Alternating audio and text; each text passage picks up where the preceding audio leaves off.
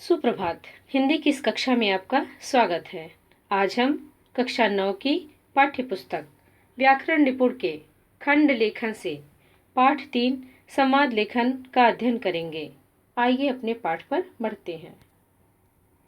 संवाद लेखन किसी विषय पर दो या दो से अधिक व्यक्तियों की बातचीत को संवाद कहा जाता है। संवाद के लिए दो लोगों या पात्रों का होना आवश्यक है। यदि बातचीत को लिखित रूप दिया जाए तो इसे संवाद लेखन कहते हैं। संवाद को संभाषण भी कहा जाता है। संवाद को सामान्य अर्थों में बातचीत भी कहा जा सकता है। विचारों, मनोभावों आदि को व्यक्त करने के लिए संवाद एक अच्छा माध्यम है। नाटकों, फिल्मों तथा टीवी धारावाहिकों का मूल तत्व संवाद ही है। बच्चों, आइए जानें संवाद लेखन के समय ध्यान देने योग्य बातें कौन सी हैं। पहला, संवाद लेखन करते समय विषय का ध्यान रखें, अर्थात विषय से न भटकें। दूसरा, संवाद में प्रवाह तथा क्रमिकता बनी रहनी चाहिए। तीसरा, संवाद में अनावश्यक बनावटीपन न हो। जितनी ज़्यादा स्वाभाविकता रहेगी उतनी ही सजीवता व रोचकता आएगी। भाषा पर विशेष ध्यान देने की आवश्यकता है। भाषा सरल, सहज व रोचक होनी चाहिए। संवाद में वाक्य छोटे हों। पांचवा, मुहावरेदार भाषा संवाद में सजीवता लाती है, अतः आवश्यकता अनुसार मुहावरों और लोकोक्तियों का प्रयोग किया जा सकता है। बच्चों, आइए देखते हैं संवाद लेखन के कुछ उदाहरण। संवाद लेखन के कुछ उदाहरण। पहला, डॉक्टर और रोगी के मध्य हुई बातचीत को संवाद के रूप में लिखिए। बच्चों, इसे पढ़ते हैं। रोगी: नमस्ते डॉक्टर साहब। डॉक्टर: कहो, कैसी तबीयत है मिश्रा जी? रोगी: पहले से आराम है डॉक्टर साहब। बुखार उतर गया है, लेकिन खांसी अभी भी ठीक नहीं हुई। डॉक्टर: हो जाएगी, वह भी ठीक हो जाएगी। आपने छाती का एक्सरे करवा लिया है या नहीं? रोगी: जी डॉक्टर साहब, करवा लिया है। आज शाम को रिपोर्ट मिलेगी। खाने पीने का क्या परहेज करूं डॉक्टर साहब? प्यास बहुत लगती है, नींबू पानी पी सकता हूँ? डॉक्टर: जब तक खांसी ठीक न हो जाए आपको परहेज तो करना पड़ेगा। ठंडी चीज़ों से दूर रहें। बदलते मौसम में बचाव ज़रूरी है। आपकी दवाई बदल देता हूँ। शाम को एक बार एक्सरे रिपोर्ट ज़रूर दिखा देना। रोगी: ठीक है डॉक्टर साहब, मैं रिपोर्ट बेटे के हाथों भिजवा दूंगा। डॉक्टर: ये दवाइयाँ लिख दी हैं, आप इन्हें खरीद लें और नियम से खाएं। रोगी: बहुत अच्छा जी, चलता हूँ डॉक्टर साहब, नमस्ते।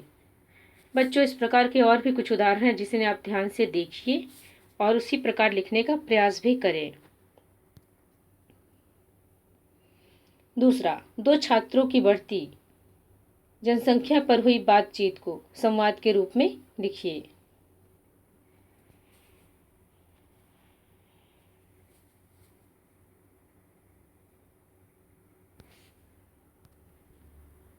तीसरा, मोहल्ले में महिलाओं के प्रति बढ़ते अपराध पर चर्चा करती दो महिलाओं की बातचीत को संवाद रूप में लिखिए।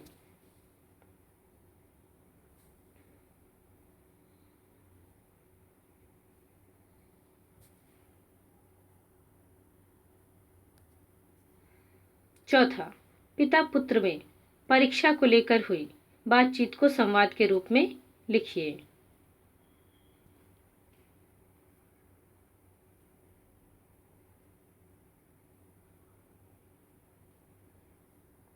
पांचवा, गांव में वोट मांगने आए नेताजी और ग्रामीण के मध्य वार्तालाप को संवाद के रूप में लिखिए।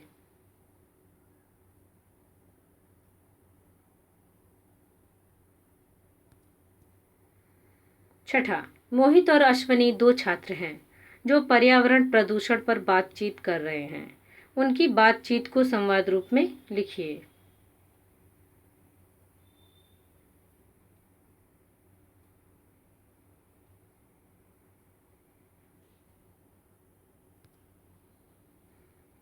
सातवां, नई मेट्रो लाइन के उद्घाटन को लेकर दो व्यक्तियों की बातचीत को संवाद के रूप में लिखिए।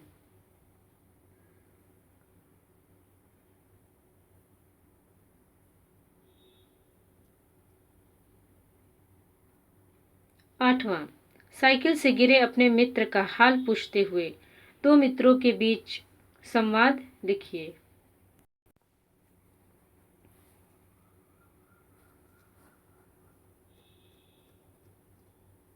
बच्चों, अब अभ्यास प्रश्न पर चलते हैं।